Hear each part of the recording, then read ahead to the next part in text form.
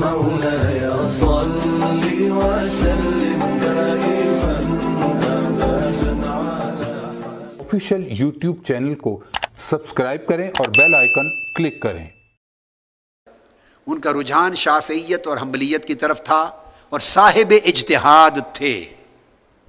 اور تراجم الابواب، جب آپ صحیح بخاری کو دیکھیں اس میں دو چیزیں ملیں گی، ایک بخاری شریف جس میں احادیث ہیں یا آثار ہیں، اور ہر مقام پر ایک کتاب کے بعد ابواب ملتے ہیں جو ابواب کے عنوان قائم کیے ہیں، عنوان، اور آپ نے ہر جگہ عنوان باب کے عنوان کے ساتھ کہیں قرآن مجید کی بعض آیات کے جز دیے ہیں، کہیں صحابہ یا تابعین کے کچھ اقوال دیے ہیں، کہیں زیادہ آیات دی ہیں، کہیں اقوال دیے ہیں، کہیں سند کے بغیر حضور علیہ السلام کی کسی حدیث کا ایک جز بیان کیا ہے۔ یہ بیان کر کے چیپٹر کے عنوان کے بعد پھر آپ روایت کی طرف آتے ہیں۔ تو ترجمۃ الباب کہتے ہیں کہ ابواب میں احادیث لانے سے پہلے ترجمۃ الباب قائم کرتے ہیں، عنوان، اور اس عنوان کے ساتھ کچھ آیات، کچھ احادیث، کچھ آثار لاتے ہیں۔ وہ جو اوپر لاتے ہیں وہ ان کا فقہی مذہب ہوتا ہے، وہ امام بخاری کا فقہی نقطہ نظر ہوتا ہے۔ اب بڑی ایک لطیف اور دقیق وادی میں ہم جا رہے ہیں، سر سے پاؤں تک ہمتن گوش ہو کے آپ سمجھیں گے بات کو، اس سے اشکال دور ہوں گے۔ اور میں ایک بات شروع میں کہہ دینا چاہتا ہوں بغیر کسی، اس لیے کہ اہل علم اس قسم کی بات کرنے اور سننے کے عادی ہیں، اہل علم کو معلوم ہے کہ یہ بات ہوتی ہے۔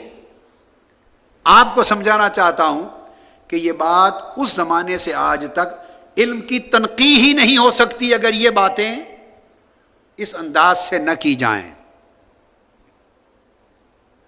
اور علم آگے نہیں بڑھ سکتا، پھر تو صرف نقالی اور جگالی رہ سکتی ہے۔ جو بات کہنا چاہتا ہوں وہ یاد رکھ لیں کہ ایک فرق ہے حدیث الباب میں، صحیح بخاری کے اندر حدیث الباب اور ترجمۃ الباب میں فرق ہے۔ جن لوگوں نے یہ فرق ملحوظ نہیں رکھا وہ ٹھوکر کھا گئے، انہیں مغالطہ لگا ہے، وہ بہک گئے۔ جنہوں نے حدیث الباب اور ترجمۃ الباب میں فرق نہیں رکھا۔ اب حدیث الباب کیا ہے؟ جب ایک چیپٹر بخاری شریف میں کوئی شروع ہوا تو اس کے اندر جو روایت ہوئی، جس کو کہتے ہیں روا فلان یا سمع عن فلان، سمع عن فلان، حدثنا اخبرنا انبانا عن فلان، پھر آگے حدیث بیان ہوتی ہے۔ تو وہ جو احادیث بیان ہوتی ہیں چیپٹر میں ان کو احادیث الباب کہتے ہیں، وہ حدیث الباب ہے۔ وہ حدیث آقا علیہ السلام کی حدیث ہے، یاد رکھ لیں۔ وہ حدیث کس کی ہے؟ وہ حدیث نبوی ہے۔ ترجمۃ الباب حدیث نبوی نہیں، وہ فقہ البخاری ہے۔ جو حدیث بیان ہوئی ہیں وہ اصح، صحت میں سب سے اونچے درجے کی ہیں، اور کل کتب حدیث میں باعتبار صحت سب سے اونچا رتبہ ان حدیث کا ہے جو امام بخاری نے لی، پھر امام مسلم نے لی۔ مگر آگے بتاؤں گا، میں ایک جملہ کہہ رہا ہوں، صحت حدیث میں رتبے کے اعتبار سے امام بخاری میں بیان ہونے والی احادیث نبوی کا رتبہ سب سے اونچا ہے۔ جب ہم یہ بات کہتے ہیں تو یہ ذہن نشین کر لیں، اس سے مراد متن حدیث نہیں ہوتا، اسناد حدیث ہوتا ہے۔ آقا علیہ السلام کی حدیث سے مراد اگر متن لیا جائے تو وہ تو کبھی بھی کمزور نہیں ہو سکتا۔ حدیث رسول کبھی کمزور نہ کمزور ہو سکتی ہے نہ ضعیف ہو سکتی ہے۔ متن حدیث رسول کا جب اسے حدیث رسول کہہ دیا تو وہ غلط ہو ہی نہیں سکتی۔ پھر ہم جب قول کرتے ہیں یہ صحیح ہے، یہ صحیح نہیں ہے، یہ ضعیف ہے یا یہ موضوع ہے، تو اس قول کا مطلب کیا؟ میں علم حدیث، اصول حدیث، مصطلحات حدیث اور فن حدیث کی ایک پختہ بات جو قیامت تک کوئی صاحب علم جس کو رد نہ کر سکے، وہ بات بتا رہا ہوں۔ جب ہم حدیث کے باب میں صحت اور عدم صحت کا حکم کرتے ہیں، قول دیتے ہیں، اس کا اشارہ متن حدیث کی طرف نہیں ہوتا، صرف اور صرف اس کا اشارہ سند حدیث کی طرف ہوتا ہے۔ یہ بات آپ سب بہت ایک باریک بات ہے۔ ہم جب کہتے ہیں یہ حدیث صحیح ہے تو اس کا مطلب ہے اس حدیث کی سند صحیح ہے، درجہ صحت پر ہے، جو صحت کی شرائط ہیں اس حدیث کی سند ان شرائط پہ پورا اترتی ہے۔ جب ہم کہتے ہیں یہ حدیث ضعیف ہے تو اس کا مطلب ہرگز یہ نہیں ہے کہ اس میں جو بیان ہوا ہے حدیث رسول یا فرمان رسول معاذ اللہ وہ ضعیف ہے۔ جو یہ سمجھے اس سے بڑا جاہل کوئی نہیں ہے، بلکہ وہ کافر ہو گیا جس نے فرمان رسول کو ضعیف کہہ دیا۔ جب ہم ضعیف کہتے ہیں تو جس طرح صحیح سے مراد اس کی سند کا صحیح ہونا ہے، اسی طرح ضعیف سے مراد متن حدیث نہیں، اس کی سند کا ضعیف ہونا ہے، اسناد کا ضعیف ہونا ہے، اس کے راویوں میں کسی کمزوری کی نشاندہی کی گئی ہے۔ لہذا صحت و ضعف، صحت اور عدم صحت، اس کا اشارہ متن حدیث کی طرف نہیں، اسناد حدیث کی طرف ہوتا ہے۔ یہ بات یاد رکھ لیں۔ اب اس بنیاد پہ ہم کہیں گے کہ امام بخاری نے جو بخاری شریف میں حدیث درج کی وہ صحت کے اعتبار سے، درجہ صحت کے اعتبار سے، یعنی اس کے جو اسناد ہیں، اسانید ہیں، وہ اتنے اونچے درجہ صحت کے ہیں کہ کوئی کتاب اس کا مقابلہ نہیں کرتی۔ یہ معنی ہے۔ جب یہ معنی آپ سمجھ گئے تو اس کے دو معنی اور بھی ہیں، وہ بھی ذہن میں جما لیں، عمر بھر یاد رہے آپ کو۔ وہ کیا ہیں؟ جیسے کہتے ہیں نا لا الہ الا اللہ، نفی بھی ہے اس بات بھی، یہ تو تھا اس بات، مقام صحیح بخاری کا اس بات تھا، مقام صحیح بخاری کا اس بات تھا کہ اس کے اسناد درجہ صحت میں سب سے اونچے ہیں، پھر مسلم کے ہیں۔ بعض محدثین نے صحیح مسلم کو بخاری سے بھی اونچا درجہ دیا، اس پر بحث ہوئی ہے، مگر حق یہ ہے کہ صحیح مسلم افضل ہے صحیح بخاری سے ترتیب احادیث کے اعتبار سے۔ نظم و ترتیب میں صحیح مسلم بخاری سے بدرجہ اعلیٰ ہے، نظم و ترتیب میں، سیکوینس میں، آرڈر میں۔ امام بخاری ایک حدیث کو اگر 20 جگہ لاتے ہیں تو متفرق ابواب میں لاتے ہیں، چونکہ وہ ہر جگہ احکام ثابت کرنا چاہتے ہیں۔ امام مسلم تمام طرق، تمام احادیث ایک جگہ یکجا ترتیب سے جمع کر دیتے ہیں۔ تو امام مسلم شریف جو ہے وہ سہل ہے اخذ کرنے کے لیے اور نظم و ترتیب میں اعلیٰ ہے، اور بخاری اعلیٰ ہے درجہ صحت میں، درجہ صحت اسناد میں۔ جب یہ سمجھ گئے کہ یہ اس بات ہے درجہ صحت میں بخاری کا، تو دو چیزیں انتفاع کی بھی ہیں وہ بھی سن لیں۔ تو اس کا معنی یہ ہرگز نہیں ہے کہ جو کچھ بخاری میں نہیں وہ صحیح نہیں ہوگا۔ جو یہ سمجھتا ہے اس کا دماغ صحیح نہیں ہے۔ صحیح کی بات ہو رہی ہے نا، کہ صحیح بخاری کی حدیثیں صحت میں سب سے اونچی ہیں، اور جو یہ سمجھے کہ ہر بات کے لیے کہے مجھے بخاری میں دکھاؤ، اگر بخاری میں نہیں تو میں نہیں مانتا، جو بخاری میں نہیں وہ صحیح نہیں، جو یہ سمجھے اس کا دماغ صحیح نہیں ہے۔ یہ پکی پیڑھی بات 2 + 2 = 4 کی طرح ہے، اس کا انکار جاہل کر سکتا ہے، عالم نہیں کر سکتا۔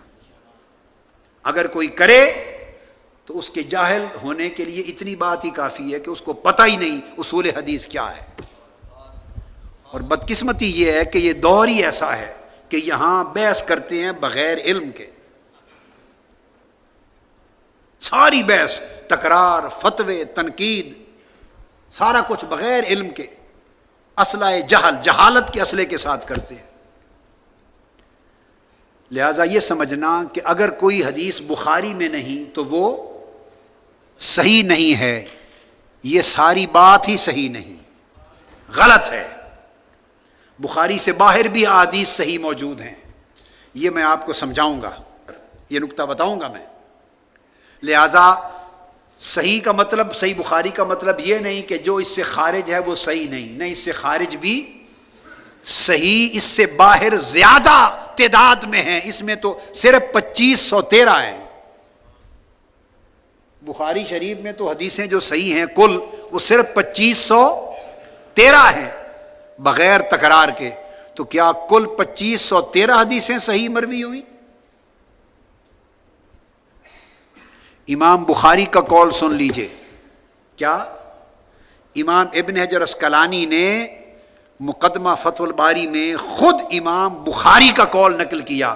امام بخاری فرماتے ہیں 1,00,000 صحیح حدیث مجھے یاد ہے.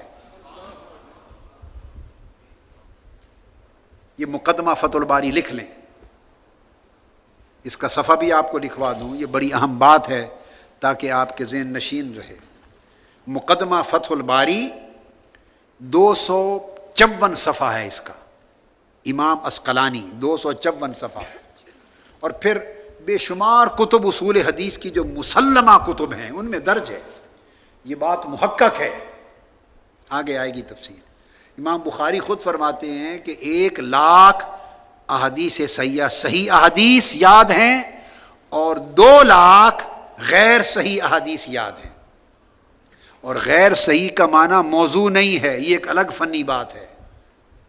جب غیر صحیح فرمایا تو اس کا مطلب ہے جو انہوں نے معیار مقرر کیا اس بخاری کے لیے، جو ان پر پوری نہیں اترتی، دوسروں کے نزدیک وہ بھی صحیح ہو سکتی. تو 1,00,000 صحیح احادیث تو خود امام بخاری کو یاد تھی، اور جامع صحیح بخاری میں تو درج ہیں صرف 2513. باقی 97,487 حدیثیں بنی، 97,000 سے اوپر، یعنی لگ بھگ 98,000 سے کچھ کم. یہ حدیثیں وہ ہیں بچ گئیں جو صحیح تھیں، جن کو امام بخاری نے خود صحیح کہا. میں نے نہیں کہا ہے، امام بخاری نے کہا کہ مجھے 1,00,000 صحیح حدیث یاد ہیں. تو انہوں نے جن کو صحیح کہا ان 1,00,000 میں سے صرف 2500 حدیثیں بخاری میں ہیں جمع 13. بقایا جو 97,500 احادیث بچی تقریباً وہ صحیح بخاری میں نہیں ہیں. وہ صحیح ہوئی یا نہیں؟ وہ کہاں گئیں؟ تو وہ باقی کتابوں میں آئی ہیں کہ نہیں؟ وہ باقی ائمہ نے روایت کی ہیں. لہٰذا یہ کہنا کہ اگر صحیح بخاری میں نہیں تو میں نہیں مانتا، یہ دراصل امام بخاری کو رد کرنے کے مترادف ہے. یہ خود امام بخاری کو رد کرنا ہے. وہ فرماتے ہیں میں نے ایک پیمانہ مقرر کیا ہے خاص اس کتاب کے لیے، جو اس پیمانے پر صحیح احادیث میں سے جو اس پیمانے پر پوری اترے ان کو میں جامع الصحیح میں لیتا ہوں، الجامع الصحیح میں. اور جو میں نے نہیں لی وہ 97,500 مزید صحیح احادیث ہیں. یہ تو وہ ہیں جو امام بخاری کو یاد ہیں. تو کیا امام بخاری کو کل صحیح حدیث یاد تھی؟ ان کے استاد بھی تو تھے. کیا امام احمد بن حنبل فرماتے ہیں مجھے 7,00,000 احادیث یاد ہیں. 7,00,000 احادیث امام احمد بن حنبل. تو کیا وہ ساری غیر صحیح یاد تھی؟ امام بخاری کے شیخ ہیں، 8 مرتبہ امام بخاری بغداد شریف میں امام احمد بن حنبل کے پاس جاتے، ان کی خدمت میں رہتے، ان کے گھر قیام کرتے اور ان سے سما کرتے. امام بخاری 7,00,000 حدیث امام احمد بن حنبل ہی کو صرف یاد تھی. تو وہ باقی احادیث صحیحہ باقی کتب میں آئی ہیں. سو یہ کہنا غلط ہے کہ جو بخاری میں نہیں وہ صحیح نہیں. یہ مغالطہ عمر بھر کے لیے دور کر لیں، علمی مغالطہ تھا. اور یہ بھی غلط ہے کہ کل صحیح احادیث جتنی ہیں وہ سب بخاری میں ہیں. یہ بھی غلط ہے، ثابت ہو چکا کہ کل احادیث صحیحہ بخاری میں نہیں. ہزاروں لاکھوں اور ہیں جو بخاری میں نہیں آ سکی. بخاری شریف میں تو صرف 2513 ہیں جو امام بخاری نے اس کتاب کے لیے ایک معیار مقرر کیا. انہیں یاد لاکھ حدیث میں سے، صحیح حدیث میں سے جو اس پیمانے پر پوری اتری، ان کو انہوں نے اس کتاب میں لے لیا، باقی دیگر مقامات پر بیان کیا اور دیگر ائمہ نے روایت کیا۔ تو میں یہ عرض کر رہا تھا، بیسک بات یہ کہ جو تراجم الابواب ہیں، امام بخاری نے جو ابواب کے عنوان قائم کیے ہیں، ہیڈنگز آف دا چیپٹرز، اور پھر ہیڈنگز کے ساتھ جو حدیث کی روایت سے پہلے جو اوپر آیات اور احادیث کو اور احکام اور صحابہ تابعین کے اثر کو بیان کیا اور ان کے اقوال کو بیان کیا۔ اقوال کو جب دورہ کراؤں گا تو بعض جگہ پر یہ آئے گا، میں آپ کو بتا دوں گا۔ تو روایت حدیث شروع کرنے سے اوپر جو بیان کیا، اب میں وہ بتانا چاہتا ہوں، ایک بڑی خاص بات ہے، ذہن نشین کر لیں، وہ امام بخاری کا اپنا فہم ہے، وہ امام بخاری کا اجتہاد ہے، وہ اجتہاد ہے جس کی وجہ سے ان کو مجتہد کہتے ہیں۔ ترجمۃ الباب یہ اجتہاد بخاری ہے، حدیث رسول نہیں ہے۔ آپ بات کو سمجھیں، جو چیپٹر کا عنوان ہے ترجمۃ الباب، وہ اجتہاد بخاری ہے، وہ حدیث رسول نہیں ہے، لہذا اس سے اختلاف کر سکتے ہیں آپ۔ اور آج انشاءاللہ میں آپ کو اس کے نمونے بنا کے دوں گا، ان 3 دنوں میں نمونے دوں گا۔ اور یہ نہیں کہ صرف میں تو ادنا طالب علم ہوں، ان کے لاکھوں درجے کے طالب علموں کا بھی طالب علم جوڑے جوتے اٹھا کے خاک آنکھوں میں سرما بنانے والا، ان سے امام مسلم نے بھی اختلاف کیا، امام ترمذی نے اختلاف کیا، امام ابو داؤد، ان کے شاگردوں نے کیا، چونکہ وہ حدیث نہیں ہے۔ کیا؟ وہ ترجمۃ الباب ان کا اجتہاد ہے، ان کا فہم ہے، اس کو فقہ البخاری کہتے ہیں۔ کیا کہتے ہیں؟ یہ ان کی فقہ ہے۔ تو امام بخاری کی فقہ کو ماننے والے اگر فقہ امام ابی حنیفہ سے اختلاف کرنا جائز سمجھتے ہیں تو فقہ بخاری سے اختلاف جائز کیوں نہیں ہوگا؟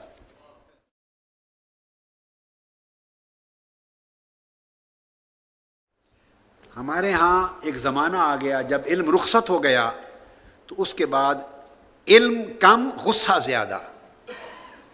علم کی کمی ہم غصے سے پوری کرتے ہیں، جوش و خروش سے پوری کرتے ہیں، فتویٰ سے پوری کرتے ہیں، اور زبان سے پوری کرتے ہیں، تیز غصے سے بھر دیتے ہیں، اڑا دیتے ہیں۔ نہیں، اگر غصہ نکال کر علم سے بات کی جائے تو میں نے ایک سوال کیا، اگر امام اعظم ابو حنیفہ کی فقہ الامام ابی حنیفہ سے اختلاف کرنا بعضوں کے نزدیک جائز ہے، انہوں نے بھی تو احادیث سے لی ہے فقہ۔ امام اعظم ابو حنیفہ نے فقہ کہاں سے لی؟ احادیث سے ہی لی نا، جیسے امام بخاری نے لی، امام مالک نے بھی، امام شافعی، احمد بن حنبل، ہر ایک نے ایسے لی۔ تو اگر ان کی فقہ سے اختلاف جائز ہے تو جو احادیث روایت کرنے سے اوپر ترجمۃ الباب میں فقہ امام بخاری نے دی، اس سے اختلاف کرنا جائز ہوگا یا نہیں؟ بس ایک علمی سوال ہے۔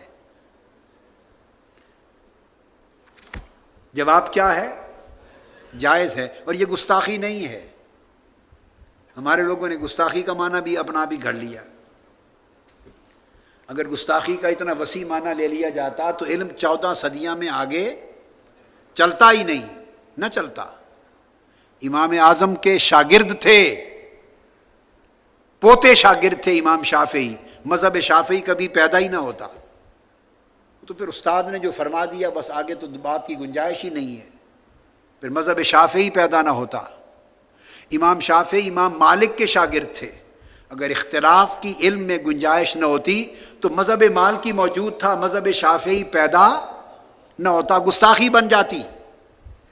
اگر علمی اختلاف گستاخی ہوتا تو امام احمد بن حنبل امام شافعی کے شاگرد تھے، جب ان سے پڑھ لیا تو پھر آگے مذہب حنبلی نہ بنتا، شافعی رہتا، اور کوئی مذہب نہ بنتا، صرف 2 مذہب رہتے، حنفی اور مالکی، باقی تو سب ان کے شاگرد ہیں، باقی تو سب امام اعظم کے پوتے شاگرد اور امام مالک کے شاگرد ہیں۔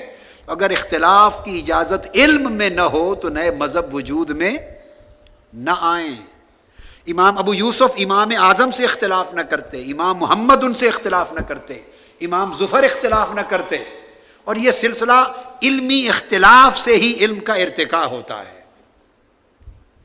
حتیٰ کہ اعلیٰ حضرت مجدد دین و ملت مولانا شاہ احمد رضا خان رحمۃ اللہ تعالی علیہ، وہ میرے دادا استاد ہیں. مجھ میں اور اعلیٰ حضرت رضی اللہ تعالی عنہ میں 3 طریق ایسے ہیں کہ میں ان کا شاگرد ہوں صرف ایک واسطے کے ساتھ. اعلیٰ حضرت کا شاگرد ہوں ایک واسطے کے ساتھ، یعنی میں کسی ایسے استاذ کا شاگرد ہوں جو براہ راست اعلیٰ حضرت کے شاگرد ہیں. بس درمیان میں اور 2-3 واسطے، زیادہ واسطوں والے طرق بھی ہیں اعلیٰ حضرت تک جو میرے جاتے ہیں. علامہ کاظمی شاہ صاحب رحمۃ اللہ علیہ کے طریق سے، حضرت محدث اعظم مولانا سردار احمد صاحب رحمۃ اللہ تعالی علیہ کے طریق سے، وہ واسطے دو ہیں درمیان میں. مگر 3 طریق میرے پاس ایسے ہیں.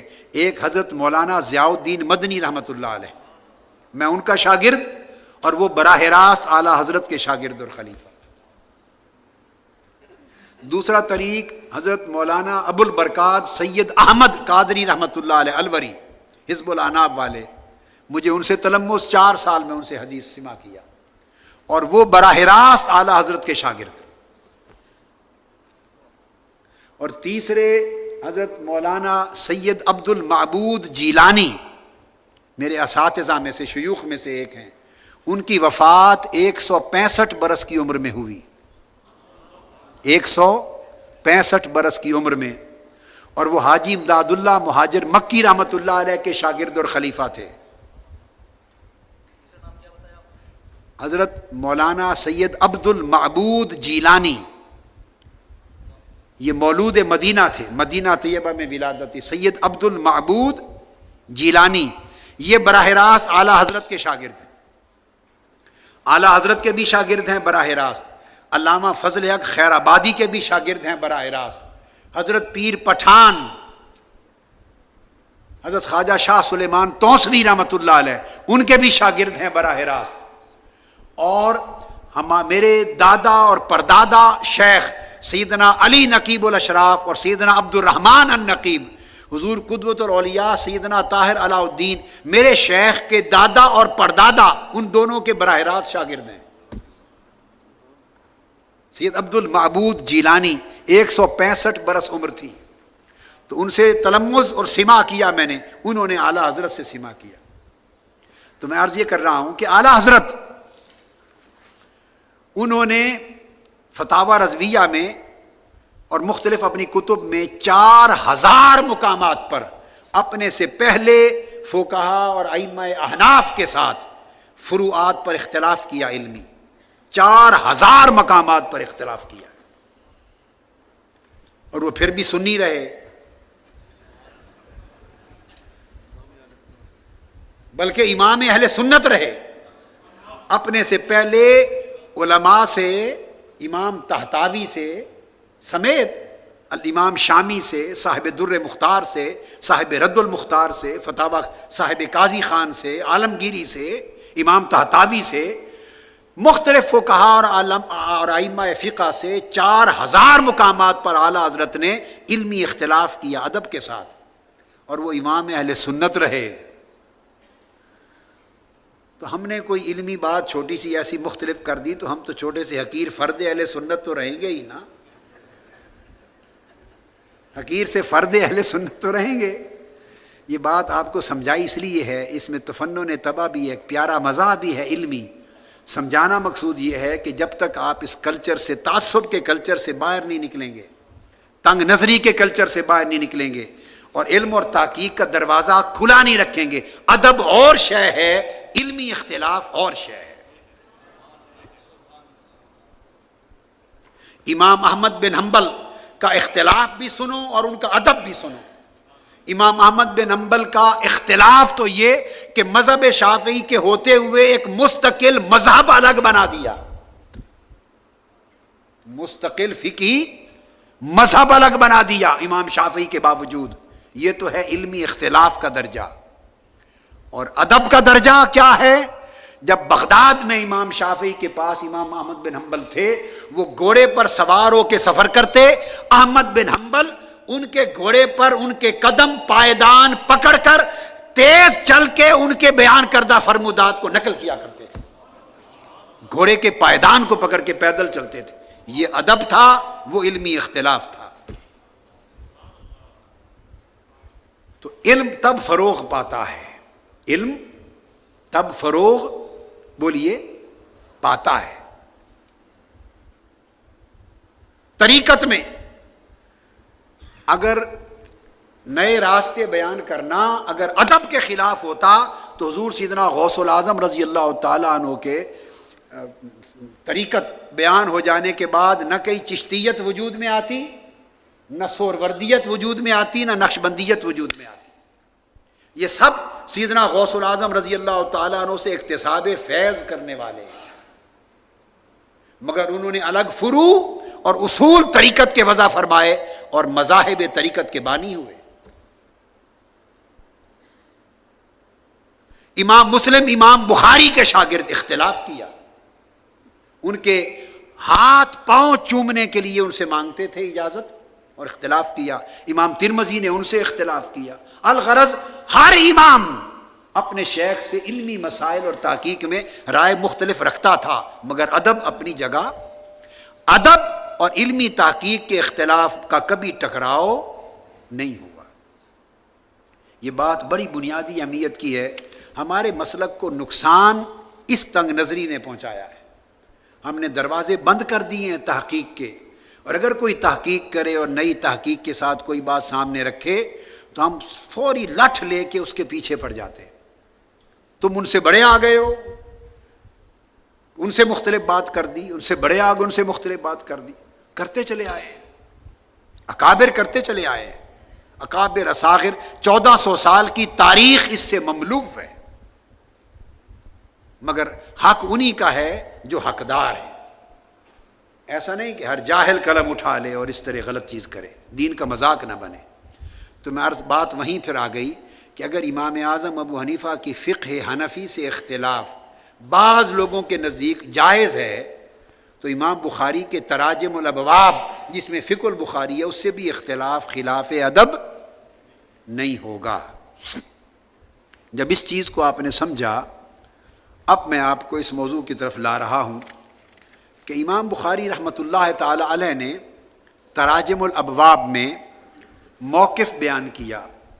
ان کا طریقہ یہ ہے کہ جو ان کا علم ہے، ان کی فقہ ہے، ان کا فہم ہے، ان کا مذہب ہے، ان کا رجحان ہے علمی اس مسئلے پر، اس رجحان علمی یا مذہب فقہی یا اپنے رجحان تبع کے مطابق اور اپنی تحقیق کے مطابق پوری امانت، دیانت، عدل اور انصاف کے ساتھ جو قائم ہوتا ہے امام کا، اس کے مطابق وہ ترجمۃ الباب اور اس کے اندر جو کچھ پہلے بیان کر دیتے ہیں، اور بعد میں احادیث صرف وہ لاتے ہیں جو اس کی مطابقت میں ہوتی۔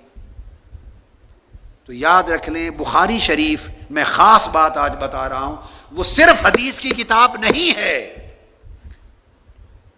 وہ تراجم الابواب کی صورت میں امام بخاری کے اپنے فقہی رجحان اور فقہی اجتہاد کی کتاب بھی ہے۔ جنہوں نے یہ فرق ملحوظ نہیں رکھا ان کو پھر مغالطے لگے ہیں، اور بہت مغالطے لگے ہیں۔ اگر اس لطیف اور دقیق علمی فرق، اور یہ فرق میرا کیا ہوا نہیں، محقق مسلم متفق علیہ فرق ہے، اہل علم اس کا انکار ہی نہیں کر سکتے، جو یہ فرق ملحوظ رکھیں گے وہ ٹھوکر نہیں کھائیں گے۔ اس چیز کو اگر ہم اپنے سامنے رکھ لیں اور اس کی روشنی میں دیکھیں تو ہم بخاری شریف کے اس پہلو کو لیتے ہیں۔ مثلا صحیح بخاری میں چند نمونے دوں گا اور بڑے اہم ہیں۔ صحیح بخاری میں امام بخاری حدیث لائے ہیں قائمن بول کرنے کی، حدیث نمبر 224 قائمن بول کرنے کی، یہ بخاری شریف ہے میرے سامنے۔ اس کا باب نمبر 63 کتاب الوضو، باب 63 باب البول قائما و قائدن، باب ہے کھڑے ہو کر اور بیٹھ کر پیشاب کرنا۔ باب کا عنوان کیا ہے؟ البول قائما و قائدن، کھڑے ہو کر اور بیٹھ کر، دونوں لفظ ذکر کیا ہے امام بخاری نے، اور حدیث نیچے صرف ایک ہی لائے ہیں اور وہ کھڑے ہو کر بول کرنے کی لائے ہیں۔ پوری بخاری شریف میں جو ہم نے 7500 جن احادیث کا ذکر کیا، بیٹھ کر بول کرنے، پیشاب کرنے کی کوئی حدیث امام بخاری نہیں لائے۔